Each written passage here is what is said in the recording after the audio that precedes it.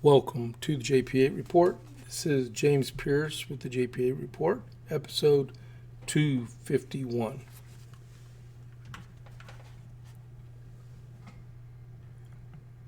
Good afternoon, everyone. This is, man, my head is crooked. Hold on. I know this one fits a lot better. All right, good. All right. Welcome to the JP8 Report. And it's 12 o'clock, not 6 o'clock in the morning. I'm doing this today as I want to see how well it's received at noon instead of 6, because most people sleep at 6 a.m. But we're going to give it a try. And plus, I had to give blood at the VA this morning, so I had a fast, and I was there. I was at the VA about 5:30 this morning, so getting it going the way that is. I'm glad that's over with. The actual VA appointment's next Monday, so I got to make different plans for that one. All right, but right now we're going to try to do 12 o'clock. So welcome to the JP8 Report. If it's the first time you've been listening to me, I do an America 250 section also at the beginning of the podcast. So whatever's happening, like today is November 3rd. It's Monday, so I'll do November 2nd and November 3rd, 1775. And then also, don't forget to click that follow button and then give us a thumbs up for a like, and then repost it or save it, or share it, I'm sorry. And I would greatly appreciate it. We do this Monday through Friday, all right? Unless something interrupts me. All right, so, and then also, I had 2 gigabyte fiber installed at my house on Friday after the podcast, and then it was a temporary run, so they're outside right now digging up my yard to improve the line. So one of our dogs ate through the fiber line Friday evening, so they had to come out Saturday and do a fiber splice on it. So I went out there and I put cayenne pepper over the splice and about 10 feet worth of line, and those dogs have not touched it since. So maybe they licked it and said, I ain't having no more of this. But so enough for that. So let's see. America 250. So November 2nd, 1775, the Second Continental Congress gave $10,000 to arm 4 ships, and then offered rewards for any sailors that took control of British ships and then turned them over to the Continental Congress. And then Colonel Henry Knox began his journey to Fort Ticonderoga. There were 60 cannons there, and they were bringing them back to Boston. And then on the 3rd of November, the British surrendered Fort St. John in Canada to General Richard Montgomery. And getting an error message. Okay. Someone told me they're getting an error message, but I am live. Let me check something here before I continue on here. Okay. Continue on with the airborne mission. All right. If you can see me or hear me in the chat, say something. All right. And then, General Richard Montgomery caused the British to surrender at Fort St. John in Canada, and it was after a 45-day siege. So that was a ground victory for the Continental Army. All right. So next on here this is for people that live in the Coppers Cove area. So Dalmatian Texas burgers. If you live in the Killeen, Gatesville, Lampasas, Coppers Cove, Killeen areas, even Belton, if you want a good homemade smash burger or hot dog, come to Dalmatian. They're open on Tuesday through Saturdays, 11 to 2, and 5:30 to 7 unless they sell out, and they sell out a lot. And they're located on the town square behind bushes on the west side of Copper's Cove. And like I usually say, don't forget to get the armadillo because it's really good. It's got raspberry jam in it. And let me go out here, and I got a chat from my daughter. It says, I can see and hear you. That's good. I'm glad she can see and hear me. Now go to work. All right. And she's on her way to work if y'all didn't know. All right. Uh-oh. Give me a second here. Oh, that's good. I'll be right back. All right. She's on her way to work if y'all didn't know. All right.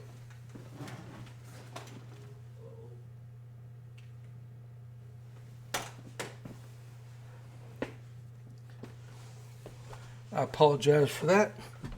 My green screen moving on me. I blame that on one of my cats. They stepped on my remote and they actually hit the mute button. Go figure.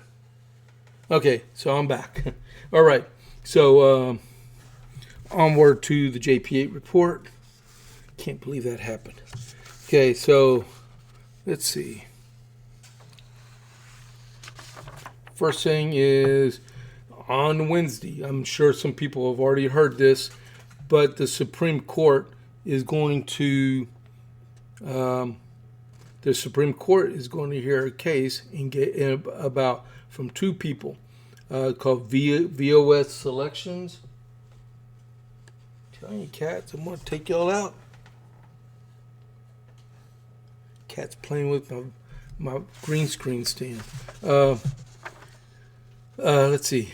Okay, two companies filed suit against the Trump administration called VOS Selections and then Learning Resources, and they're saying that the president is over exceeding his powers with tariffs against foreign countries. And Scott Bessent, he's the Secretary Treasurer. He's confident that the administration will be ruled in favor of this case before the Supreme Court. Expect a ruling rather expediently on this one. It's a separation of powers case. But the president said, or Scott Bessent said, that that they should win based on what they call the 1977 International Emergency Powers Act. And that was passed by a Democrat Congress, both House and Senate, and then also the president was Jimmy Carter. They signed this bill. Okay, so this is the overview on it. The IEEPA is a 1977 U.S. law that gives the president broad authority to regulate economic transactions in response to an unusual and extraordinary threat to national security, foreign policy, or the economy originating from outside the U.S. That's the basis of it right there, because there's so much importation to our country. All it takes is one event, and they cut off trade to the United States, and we're stuck, right? The authority allows presidents to impose sanctions, block assets, and regulate financial transactions, but it cannot be used to impose tariffs. That's what it said. But the presidential authority says the act grants the president the power to regulate international commerce, including the foreign exchange, payments, and the import-export of currency and securities. And the president can only invoke these powers after declaring a national emergency that poses an unusual and extraordinary threat to the U.S. from abroad. That's like what I was saying a while ago. The amount of imports into our country from foreign countries is over overbearing onto our economy. We're an import-based economy. We're not manufacturing.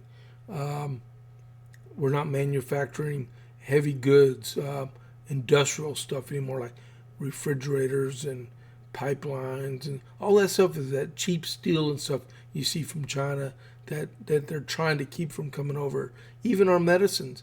If you want basis for the basic parts for medicine, most of that is found in China, and they have to import it into our country. And what if China says no more? What are we going to do?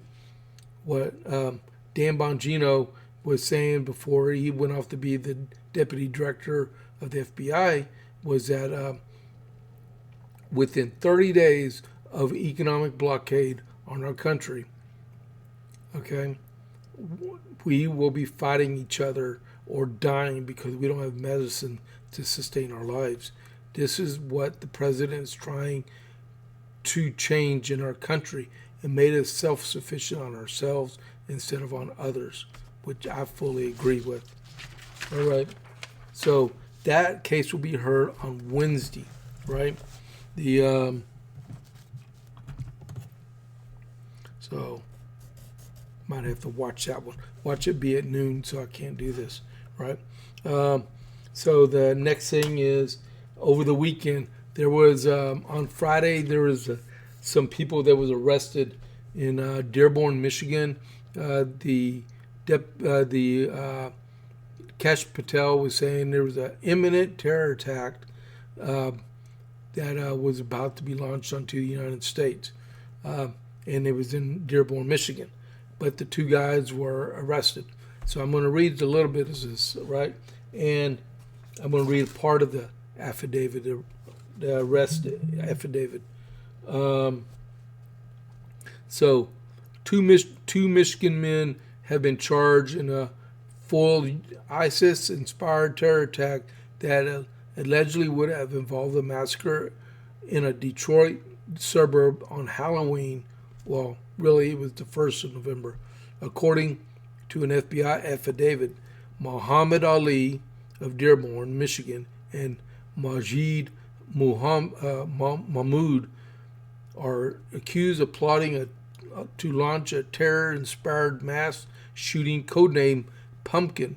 According to court documents, they have been charged with receiving, transferring, and attempted to receive and transfer firearms, knowing and having reasonable cause to believe that they would have used to commit terrorism. Ali practiced shooting at a local gun range multiple times, including with Mahmoud, a juvenile suspect referred as Person 1, and under the alias of Athari, and once with an unnamed co-conspirator 4, according to the complaint. The charges come after a lawyer for one of the suspects, who was arrested Friday, claimed to the Associated Press that there was no plot and they did not expect charges to be filed.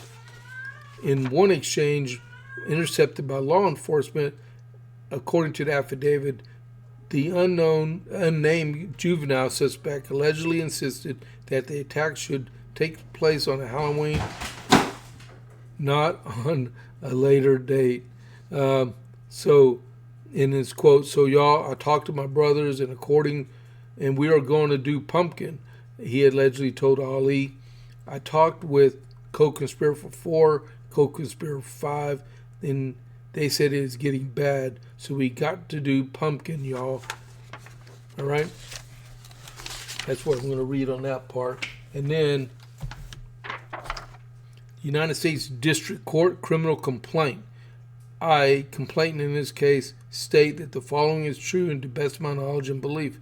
On or about the date of September 1, 2025 to October 31, 2025 in the County of Wayne in the Eastern District of Michigan, the defendant violated receiving and transferring and attempting with conspiring to transfer firearms and ammunition and knowing have reasonable cause to believe that the firearms and ammunition would be used to commit a federal crime of terrorism.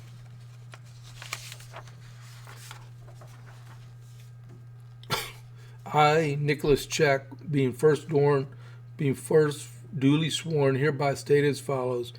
Person 1, which is Mahmoud, and Muhammad Ali, are U.S. citizens who reside in Dearborn, Michigan, and further described as Mahmoud and Ali were referenced in third-party conversations conducted in July, September, and October 2025 via an encrypted communication application in which the other individuals stated that brothers, to specifically include Mahmoud and Ali, are planning to conduct a terrorist attack in the United States on behalf of a designated foreign terrorist organization, ISIS. Additional investigative steps by the Federal Bureau of Investigation have revealed that Mahmoud, among others, were a co-conspirator in this attack. In August and September 2025, at about the same time as the third-party discussions referencing an attack to be carried out by Mahmoud and Ali, Ali purchased a shotgun, an AR-15 style rifle, and multiple firearm accessories, including a forced reset trigger that allows the shooter to increase the rate of fire in a semi-automatic weapon. It says he bought the AR in September 2025, and as well as multiple firearm accessories.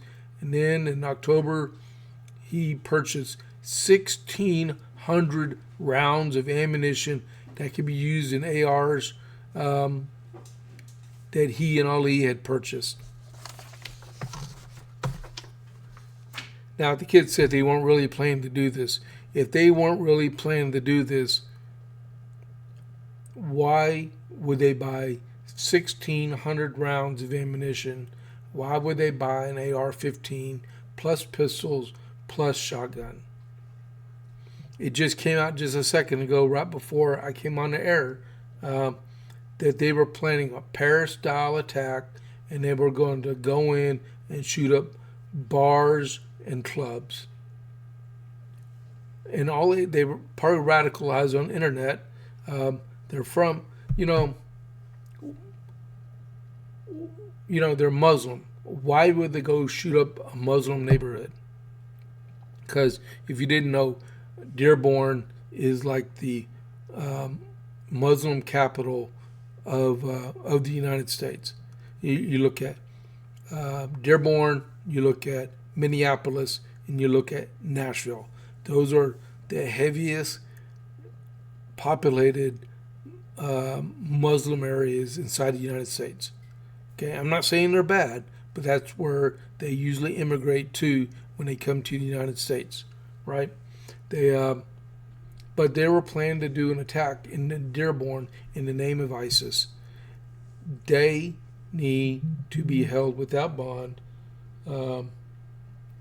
They finally had, my buddy Rob finally got to get in. Don't forget to give me a thumbs up. And then, they're in custody right now. I don't know when their court date is, when they are going to be charged. One of these guys' lawyers said they don't expect their client to be charged. I don't see how they could not be charged. Okay, so we'll see more about that. So we got that part. That was extra. Next is GOP. Okay, so I'm sure everyone's following these elections that are happening tomorrow. We got them here in Texas. They're in Virginia. They're in New Jersey. They're in Washington State. They're in New York. They're all over the place. And there's a common factor. You got socialist movements against capitalist movements. You got the left, the media. I'm telling you, you watch the news, you see on CBS, NBC, ABC, Fox News, across the board. What I have realized, tell me if I'm wrong, but I have realized that the media always are pulling for the non-incumbent candidate out there. to ramp up their ratings on their stations and get as maximum effect of income coming into their stations. I mean, I could be wrong, but that is my feeling, because I watch a lot of Fox News and I'm like, oh my goodness, you're endorsing Democrats. I mean, you got Republicans coming on that station right there, pulling for Cuomo to get elected, and known conservative Republicans. I mean, Dan Bongino. Okay, I love listening to him. I wish he was still there, maybe one day. But he said, most Republicans are Democrats, and no Democrats are Republicans. And he's right. That is always a fight with the right to vote always for the right. And the liberals will always block in lockstep vote for their Democrats for the most part. Always. That's why you see Obama and Hakeem Jeffries and Chucky Schumer and Kathy Hochul. All of them are endorsing or heavily supporting Mondami. And Mondami is a crazy communist, and he got nominated to the Democrat Party. For one, the Democrats are wrong for allowing a communist to get elected on their party label.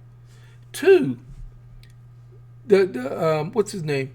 The resigned governor, Andrew Cuomo. Yeah, that's him. He's a loser. He's a crybaby loser. We in Texas, we have a sore loser law. My daughter Rachel called it the crybaby law. You get beat in, and I talked about this a little bit last week. You get beat in one of our primaries, like you run as a Republican and you get beat, and I'll show them I'll run as an independent. Wrong answer. In Texas, we have a law, and then I forgot what. I'll tell you what it is if I can find it. I said it late last week.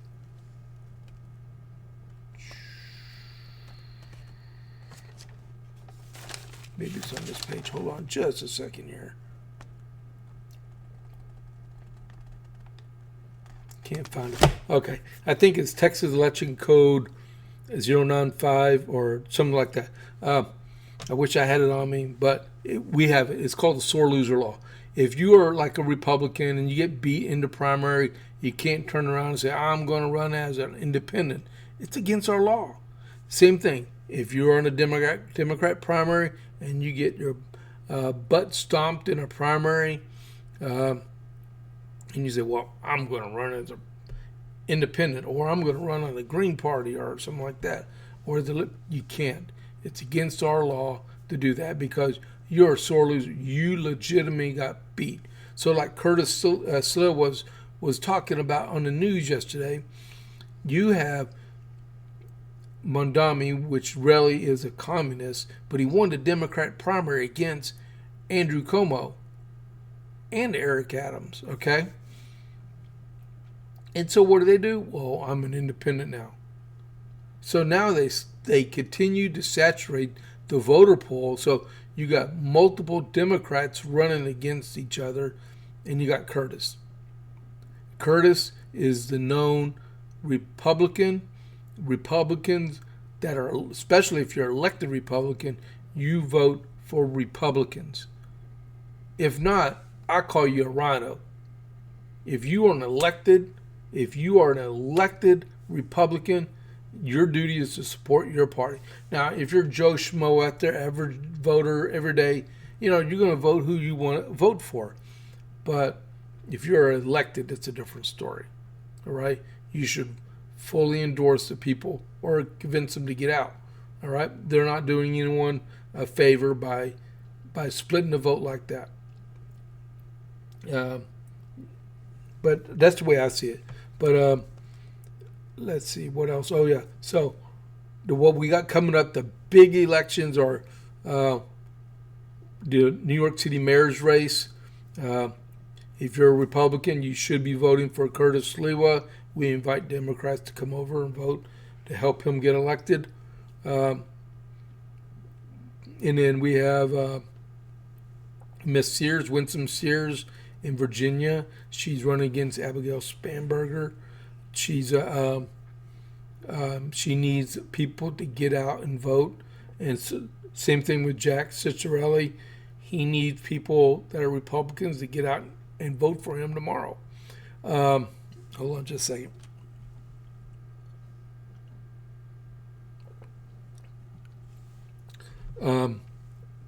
Tomorrow, tonight, I'm sorry.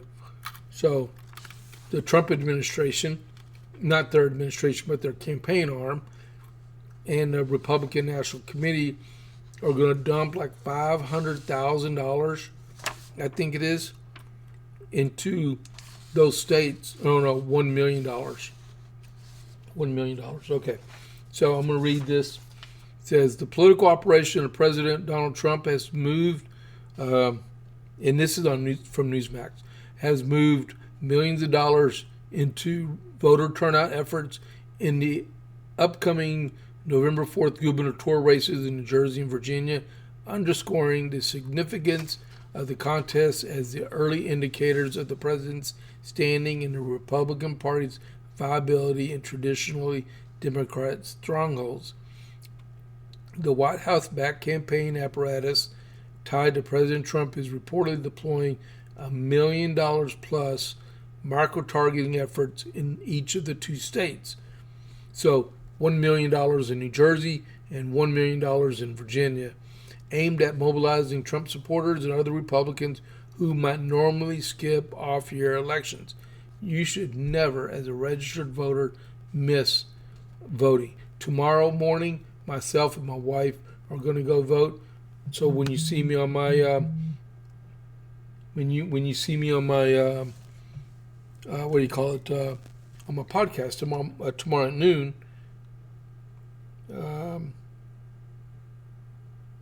Okay, that's fine. I'll be wearing "I voted" sticker. All right. Multiple polls suggest Democrats are growingly concerned that they may lose the governorship despite their registration advantage. In Virginia, the state is open due to term limits. They need to change that. They need to make that where you can run for 2 4-year terms. I think maybe they're the only state in the country that allows that to happen.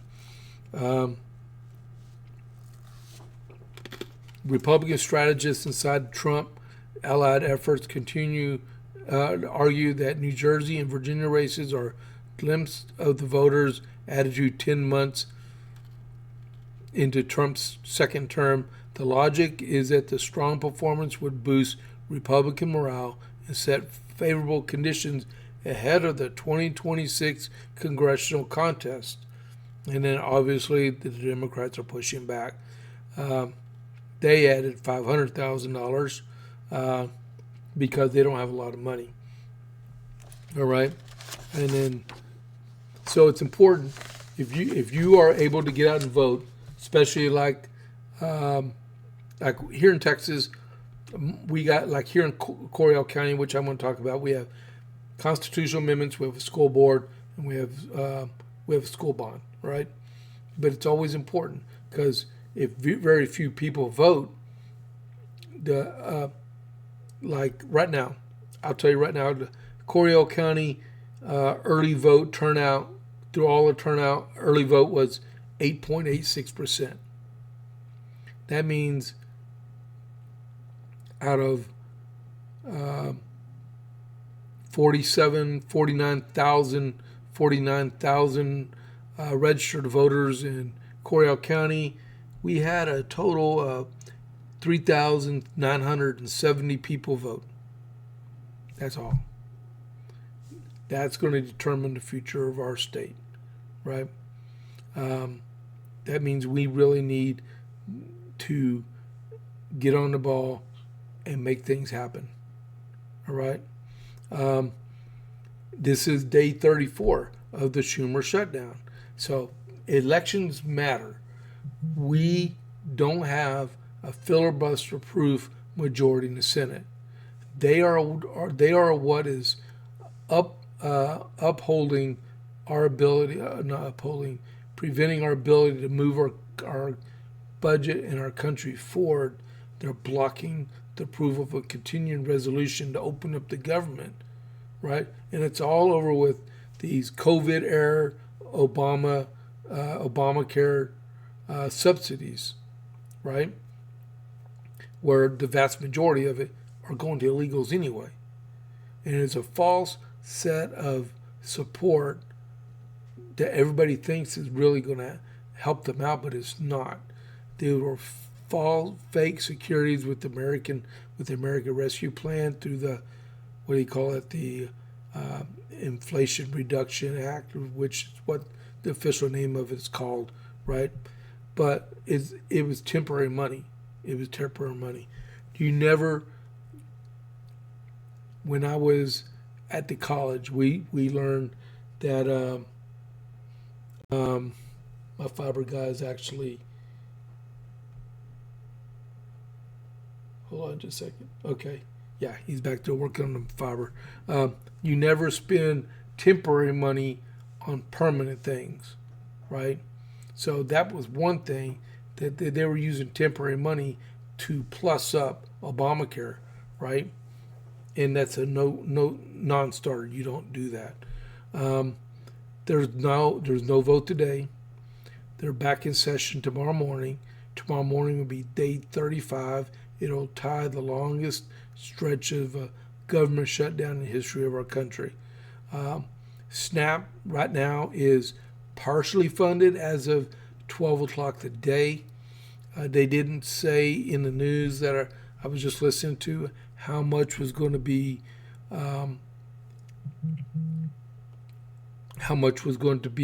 funded into it, but there was only $5 billion left in the contingency fund for SNAP, and a monthly budget for SNAP is $9.2 billion.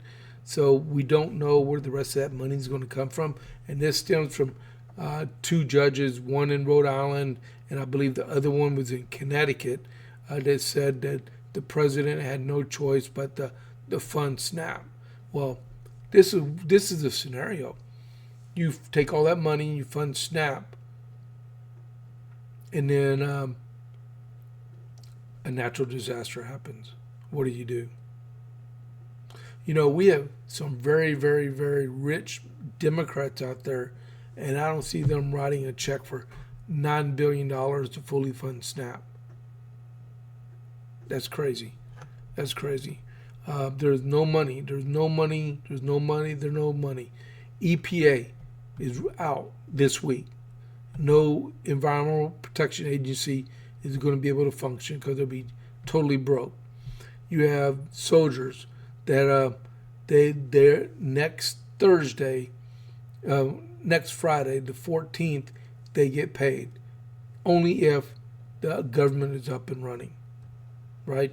You have hundreds of thousands of federal employees that aren't getting any type of money. What gives? Well, one, and I said this in the past, I fully believe that I fully believe that if there's a shutdown, you need to actually stop an unreimbursable part of the congressmen, both Senate and House, receive no pay during a government shutdown, and they can't get it reimbursed.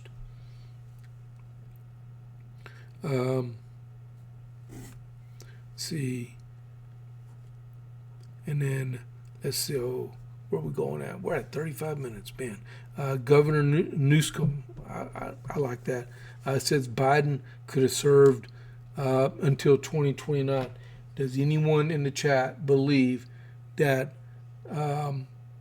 that Biden would have been, if he would have been reelected, would have been able to serve to January 2029? Anyone? Anyone? Oh my goodness. Rob, did you put bananas in my chat? Wow. Okay. I don't believe it. And then Obama was highly irate. I won't use the terminology that was put forth that Harris was endorsed, and he didn't want Harris to be president, and he was looking at other people, probably Newscomb or something like that. But yeah, he highly suggested that Mamdani get elected mayor. He didn't fully endorse him, as some people would say. I got this one right here.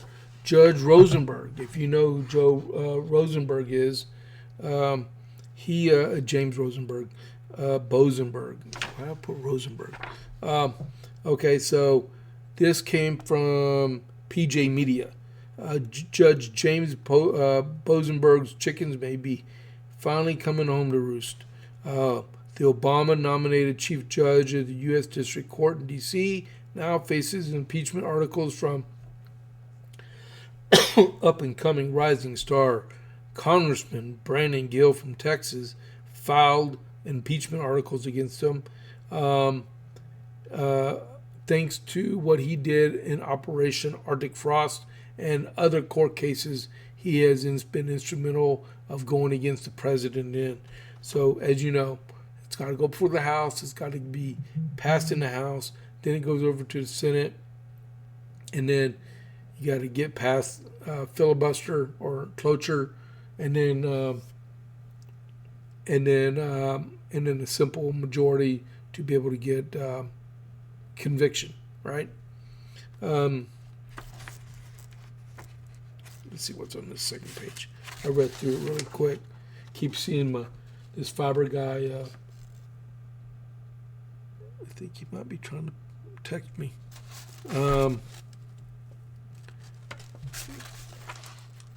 Okay, so Merrick Garland, he did stuff with Merrick Garland, Jack Smith. He signed off on the warrants for the Arctic frost stuff, right? That should be said enough about the secret subpoenas and cell phone records of the congressmen and senators. So he needs to go bye-bye. And then, let's see. I got that done right there. President Trump, on a good note, he's telling Nigeria, and this is, I should have led off with this. You have people that say we need to protect Israel and we need to protect Muslims, and they're back and forth. They forget about protecting Christians around the world. Why are we so apt at protecting Muslim communities and Jewish communities, but we don't go out and actually protect Christian communities? Nigeria, the most populous nation on the continent of Africa. They got a huge Muslim population and a huge Christian population. And we know from Boko Haram and other groups, they're in full-fledged combat against Christians and trying to wipe them out of the country of Nigeria. I saw a stat this morning. There have been 7,000 Christians killed this year in the country of Nigeria. That's wrong. 18,000 churches have been destroyed, I believe, in the last 5 years. That's wrong. And all the president did was tell the president of Nigeria that get it in order, or we will do it fast. And the president of Nigeria came back last night and said, we're doing everything we can to help with demands from the United States government. Okay? So hopefully things will change. I hope. That'd be great. Let me check something else here. Hold on just a second. I'm a one-man band. Alrighty. So I'm on to read real quick. Hold on just a second here. All right. And then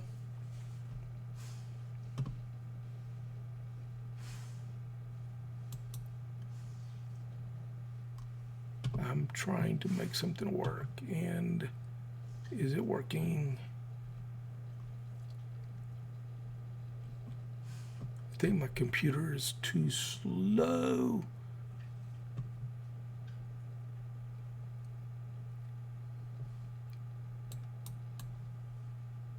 All right, so don't forget,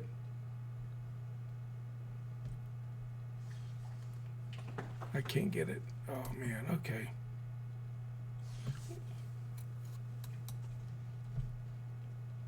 I'll try it again.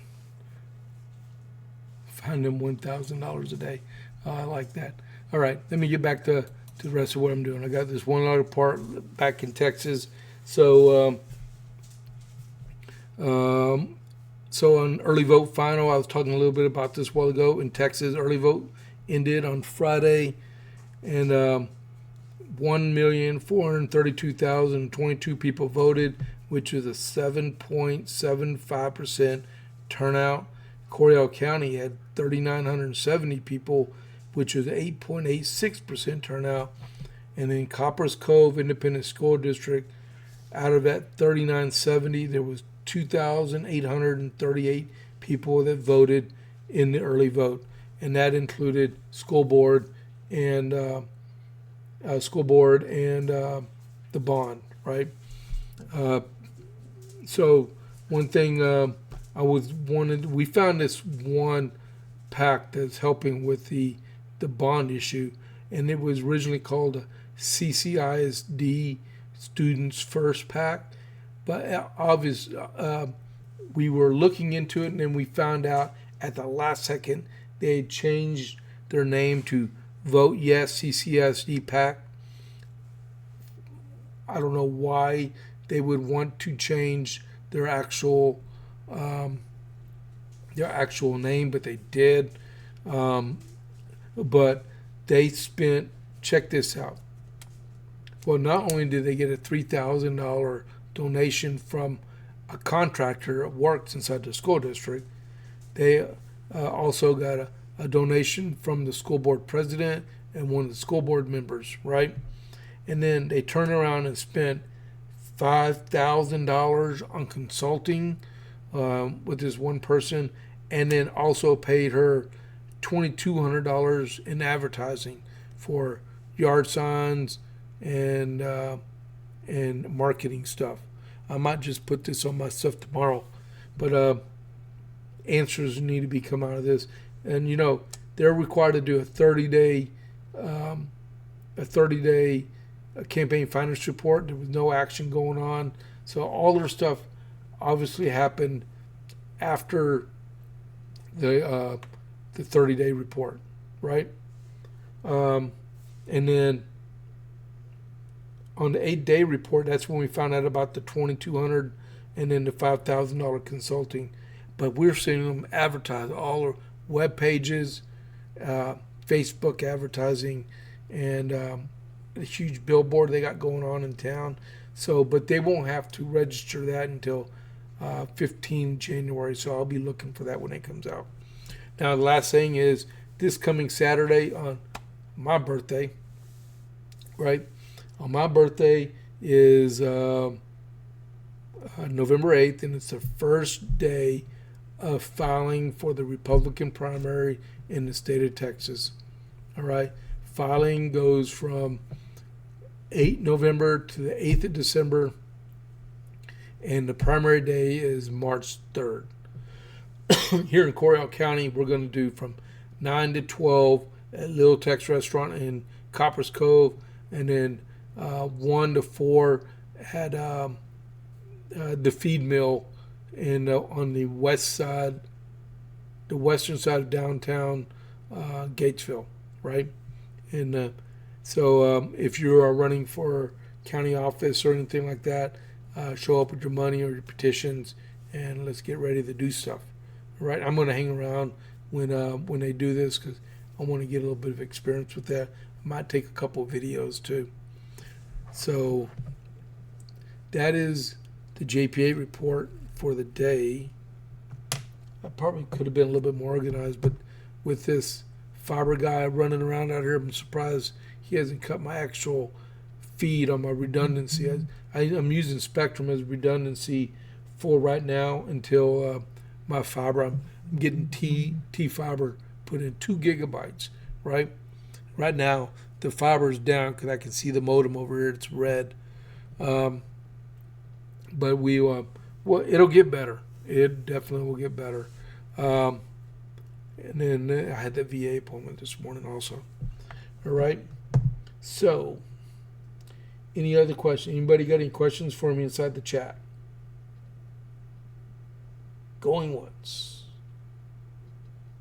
Going twice. Don't forget to go out and vote tomorrow. All right? Do not forget. And then let me go ahead and show you my socials. Don't forget to click that follow button, right? You can find me on X at James Pierce Jr. You can find me on Facebook at James A. Pierce Jr. JP8report@gmail.com. That's my email address. Right now, I'm live on Rumble, no matter what, and I simulcast my feed over to X and one of my Facebook groups. I need to get, if you want to do me a favor and you're watching this, go over to YouTube, go to the JP8 Report 67-actual channel, and just click to subscribe to it, because I can't live stream, simulcast live stream from Rumble to YouTube unless I have 50 subscribers. And right now there's 11 on that one. I know I've been doing this for a while, but I only have 11 subscribers on YouTube because I totally quit them. Because like Bongino, I quit before I'm fired. But it seems like things are actually, looks like they're improving to a point, unless we get Democrats elected again. But that's why we got to go vote.